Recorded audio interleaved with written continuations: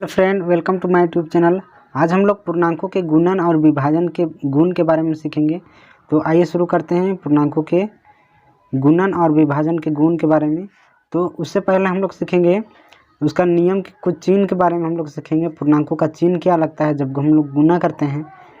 तो अगर किसी पॉजिटिव संख्या का धनात्मक संख्या के साथ गुणा करते हैं तो हम लोग को धनात्मक संख्या रिजल्ट में आता है, ठीक है। और अगर किसी ऋणात्मक संख्या के साथ गुणा करते हैं तो हम लोग को धनात्मक संख्या भी ही आता है, ठीक है। उसके बाद अगर हम लोग किसी धनात्मक संख्या का अगर ऋणात्मक संख्या के साथ गुणा करते हैं तो ऋणात्मक संख्या आता है। और अगर ऋणात्मक संख्या का धनात्मक संख्या के साथ गुणा करते हैं तो ऋणात्मक संख्या हम लोग को आता है। यानी कि अगर साइन सेम है, यानी कि प्लस प्लस है तो प्लस आएगा, अगर माइनस माइनस है तो प्लस आएगा।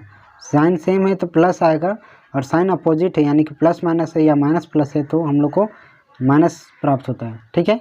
अब हम लोग पूर्णांकों के गुणा और भाग के बारे में सीखेंगे। तो हम दो पूर्णांकों के गुणा के बारे में हम लोग सीखेंगे। यहाँ पे देखिए, यहाँ पे जैसे उदाहरण दिया है, हम लोग दो प्लस नंबर लेंगे तो हम लोग लेते हैं 2 और 3। 2 और 3 एक दोनों प्लस नंबर है तो दोनों को गुना करेंगे तो क्या प्राप्त होगा? 2 3 6 प्राप्त होगा, और 6 का चिन्ह क्या होगा? प्लस, कुछ नहीं यानी कि प्लस है, ठीक है। अब हम लोग दोनों माइनस लेंगे तो क्या प्राप्त होगा? देखिए यहाँ पे 4 और 2 को ले सकते हैं, 4 दूनी 8 होता है, और इसका चिन्ह क्या होगा? देखिए अगर दोनों माइनस लगा रहेगा यहाँ पे तो माइनस माइनस गुना हो जाएगा और चिन्ह क्या होगा? प्लस हो जाएगा। देखिए माइनस माइनस प्लस हो गया, 8 हो गया। अब एक प्लस और एक माइनस लेंगे यानी कि -5, और यहाँ पे -3 +3 ले सकते हैं तो 5 3 15 हो जाएगा। और देखिए माइनस प्लस क्या हो जाएगा? माइनस, तो 15, ठीक है, -15 हो जाएगा। अब यहाँ पे +5 लेंगे और अगर -3 लेंगे तो क्या हो जाएगा? देखिए 5 3 15 हो जाएगा, और प्लस माइनस माइनस हो जाएगा। तो प्लस माइनस माइनस होता है, और प्लस प्लस प्लस होता है, और माइनस माइनस को भी गुना करने से ये माइनस प्राप्त होता है। ये हम लोग गुना सीख गए, ठीक है। ये हमेशा याद रखना है कि प्लस को प्लस से गुना करेंगे तो प्लस प्राप्त होगा, माइनस को माइनस से गुना करेंगे तो प्लस प्राप्त होगा। और अगर चिन्ह उल्टा रहेगा यानी कि प्लस माइनस का रहेगा तो माइनस होगा, और माइनस प्लस का रहेगा तो माइनस होगा, ठीक है। अब हम लोग भाग देखेंगे कि दो संख्या को भाग कैसे करते हैं। तो मान लिया 10 को भाग करना है 5 से, तो देखिए दोनों प्लस है तो चिन्ह क्या आएगा? 5 दूनी 10, 2 आएगा, और इसका चिन्ह क्या होगा? प्लस ही होगा। यानी कि प्लस को अगर प्लस से भाग करते हैं तो प्लस आएगा, ठीक है। अगर एक माइनस को प्लस से भाग करेंगे तो क्या होगा? देखिए अगर इसको हम लोग 2 से भाग करेंगे तो देखिए 2 5 10 होगा, और चिन्ह क्या आएगा? माइनस का आएगा। अगर माइनस को प्लस से भाग करेंगे तो चिन्ह क्या आएगा? माइनस होगा, ठीक है। तो अगर हम लोग को प्लस माइनस रहेगा तो माइनस प्राप्त होता है, प्लस प्लस रहेगा तो प्लस प्राप्त होता है। और अगर माइनस माइनस रहेगा तो क्या होगा? देखिए हम लोग यहाँ पे लिए -3 और उसको हम लोग 3 से भाग कर दिए, तो देखिए माइनस माइनस कट गया, 3 3 भी कट गया, तो 1 आ गया, और इसका चिन्ह क्या है? प्लस है। यानी कि माइनस माइनस रहेगा तो प्लस प्राप्त होता है, ठीक है। तो ये भाग में भी ये नियम लागू होता है, यानी कि माइनस माइनस प्लस होता है, ठीक है। अब हम लोग गुणन के नियम के बारे में सीखेंगे, गुणन के गुण के बारे में सीखेंगे कि गुना समृद्ध होता है कि नहीं। जैसे हम लोग जोड़ घटाव में देखेंगे कि जोड़ घटाव समृद्ध होता है, तो क्या गुना समृद्ध होता है या नहीं देखेंगे। तो देखिए दो संख्या को गुना करने से अगर पूर्णांक प्राप्त होता है तो उसका मतलब है कि गुना समृद्ध है, ठीक है। यानी कि हाँ, यहाँ पे हम लोग दो संख्या लेंगे, 2 गुना 5। देखिए 2 गुना 5 करेंगे तो यहाँ पे 10 प्राप्त होता है, जो कि एक पूर्णांक है। यानी कि गुना भी समृद्ध, गुना के अंतर्गत भी क्या है? समृद्ध है, ठीक है। यहाँ पे दूसरा एग्जांपल लेंगे, -3 को करेंगे 2 से गुना करेंगे तो -3 दूनी 6 होता है, -6, और ये भी एक क्या है? पूर्णांक है। यानी कि गुना भी मतलब पूर्णांक भी क्या है? समृद्ध है गुणन के अंतर्गत, ठीक है। अब क्रम विनिमय गुण के बारे में देखेंगे कि गुणन में क्रम विनिमय गुण लागू होता है या फिर नहीं होता। तो क्रम विनिमय गुण का अर्थ है दो संख्याओं को हम लोग बदल के गुना करते हैं, यानी कि a गुना b बराबर b गुना a। अगर दोनों बराबर आता है तो इसका मतलब गुना क्या है? क्रम विनिमय है।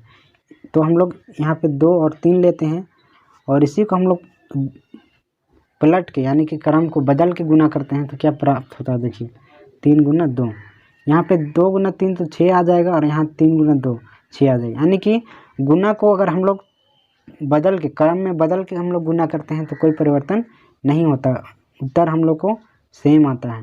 तो 2 गुना 3 6 हो गया, 3 गुना 2 6 हो गया। ठीक है, अब साहचर्य गुण के बारे में पढ़ेंगे। साहचर्य गुण क्या होता है? तो साहचर्य गुण में 3 संख्या होता है, ए गुना बी गुना सी। ठीक है, और यहाँ भी ए गुना बी गुना सी, और यहाँ 2 संख्या को साथ में रखते हैं, यहाँ ए और बी को, और क्या परिवर्तन होता है, क्या सेम आता है रिजल्ट या फिर अलग अलग आता है। यहाँ पे हम लोग 2 3 4 लेते हैं, 2 3 और 4, और 2 संख्या को साथ में रखेंगे। यहाँ भी देखिए 2 3 और 4, और यहाँ 2 और 3 को साथ में रखेंगे, यहाँ 3 और 4 को, और क्या आता है रिजल्ट देखिए। 2 गुना 3 और 4 को साथ में लेके गुना करेंगे तो 3 चौके 12 हो जाएगा, और यहाँ पे देखिए 2 और 3 को साथ में लेके करेंगे तो 2 3 6 हो जाएगा गुना 4। अब देखिए 12 दूनी 24 हो गया, और इसका भी उत्तर क्या हुआ, 6 चौके 24। यानी कि कोई बदलाव रिजल्ट में नहीं हुआ, यहाँ भी 24 आया और यहाँ भी 24 आया। यानी कि 2 संख्याओं को अलग अलग तरफ से साथ रख के करेंगे गुना तो हम लोग को रिजल्ट में कोई परिवर्तन नहीं आता। यानी कि गुना के अंतर्गत भी साहचर्य गुण लागू होता है। ठीक है, अब वितरण के गुण के बारे में हम लोग सीखेंगे कि वितरण के गुण क्या होता है। वितरण का गुण होता है ए गुना बी प्लस सी। ठीक है, यानी कि ए गुना बी प्लस बी गुना सी। ठीक है, और अगर यहाँ पे माइनस रहता है यानी कि ए गुना बी माइनस सी, तो यहाँ पे हो जाएगा ए गुना बी माइनस बी गुना सी। ठीक है, ये कैसे होता है देखिए। अगर हम लोग किसी संख्या को यहाँ पे उदाहरण से लेकर बताते हैं, 2 को गुना करेंगे 3 प्लस 4 से, तो ये 2 गुना हो जाएगा पहले 3 से और फिर 4 से गुना होगा, दोनों जुड़ जाएगा प्लस से। तो यहाँ पे देखिए 2 को 3 से गुना हो जाएगा, 2 पहले 3 से गुना हो जाएगा, 2 गुना 3, और बीच में प्लस है तो प्लस लिखेंगे, और फिर 2 गुना 4 हो जाएगा। ठीक है, अगर यहीं पे माइनस रहता तो 2 3 माइनस 4, तो यहाँ पे देखिए माइनस रहता तो यहाँ पे माइनस लग जाएगा, यानी कि 2 गुना हो जाएगा 3 से, और फिर माइनस का चिन्ह होगा, और फिर 2 गुना हो जाएगा 4 से। तो ये हो गया वितरण के गुण, यानी कि गुना वितरण हो जाता है बी और सी में। ठीक है, अगर यहाँ पे माइनस रहेगा तो माइनस लिखेंगे, प्लस रहेगा बीच में तो प्लस लिखेंगे, लेकिन ये जो गुना है वो वितरण हो जाता है, इसीलिए हम लोग इसको वितरण के गुण कहते हैं। यानी कि वितरण तो गुणन में वितरण के गुण भी होता है, और जो कि सही होता है। ठीक है, अब हम लोग जीरो का महत्व के बारे में सीखेंगे। जीरो का क्या महत्व है, योग में, व्यकलन में, गुणन में और विभाजन में क्या महत्व है। तो जब हम लोग किसी संख्या में जीरो जोड़ते हैं, यानी कि ये में जीरो जोड़ते हैं, हम लोग को वही संख्या प्राप्त होता है। ठीक है, तो जीरो को हम लोग इसलिए एडिटिव आइडेंटिटी भी बोलते हैं, यानी कि किसी संख्या में जीरो जोड़ने से उस संख्या में कोई परिवर्तन नहीं होता। जैसे +5 में जीरो जोड़ेंगे तो 5 ही प्राप्त होगा। ठीक है, -6 में जीरो जोड़ेंगे तो हम लोग को -6 प्राप्त होगा। और घटाने से क्या परिवर्तन होता है देखेंगे, तो अगर किसी संख्या में जीरो घटाएंगे तो हम लोग को 6 में जीरो घटाएंगे तो 6 प्राप्त होगा, 7 में जीरो घटाएंगे तो कितना प्राप्त होगा, 7 ही प्राप्त होगा।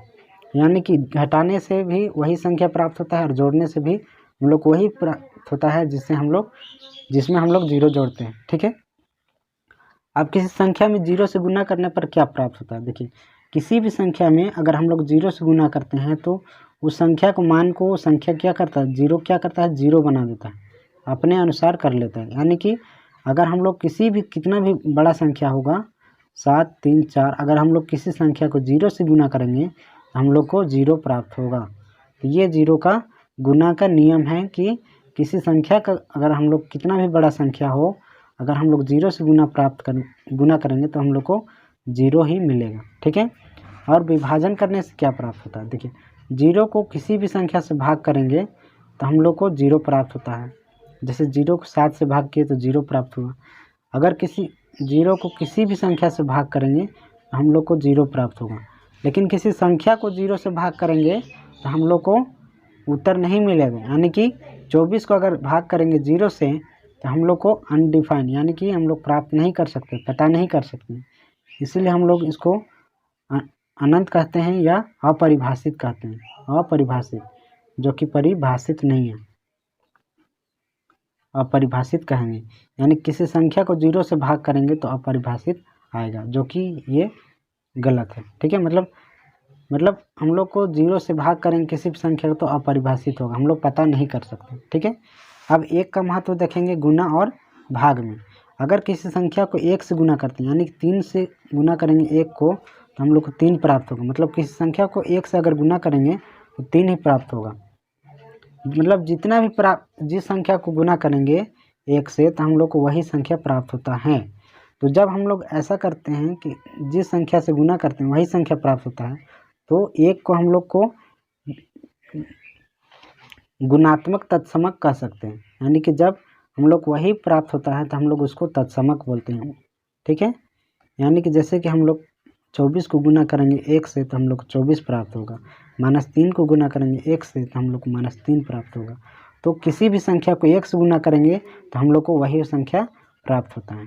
ठीक है, अब विभाजन देखेंगे, 1 का महत्व देखेंगे विभाजन में। ठीक है, तो किसी संख्या को 1 से भाग देंगे, किसी संख्या को 1 से भाग देंगे यानी कि 24 1 24, यानी कि 24 ऊपर हो जाएगा, इसका मतलब होता है 24। इसको हम लोग नीचे लिख भी सकते हैं, नहीं भी लिख सकते हैं। ठीक है, और 1 को भाग करेंगे 24 से या किसी भी संख्या से तो 1/24, यानी कि 1 ऊपर आ जाएगा और नीचे 24 आ जाएगा।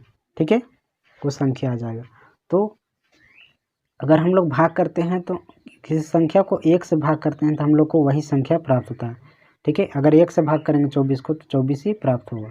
ठीक है, और अगर एक को भाग करेंगे किसी संख्या से, जैसे कि यहाँ पे 3 हो गया, तो ये ऊपर हो जाएगा और संख्या नीचे हो जाएगा, यानी कि 1/3 हो जाएगा, ये बटा में लिखा जाएगा। तो ये है 1 का महत्व, 0 का महत्व, और हम लोग यहाँ पे सीखे गुणन का गुना भाग, और ये चिन्ह के बारे में सीखे। तो ये चिन्ह सबसे पहले याद रखिएगा, ये चिन्ह ही सबसे महत्वपूर्ण है। और इतना करने के बाद आप इस चैप्टर के सभी प्रश्न को बना सकते हैं आसानी से।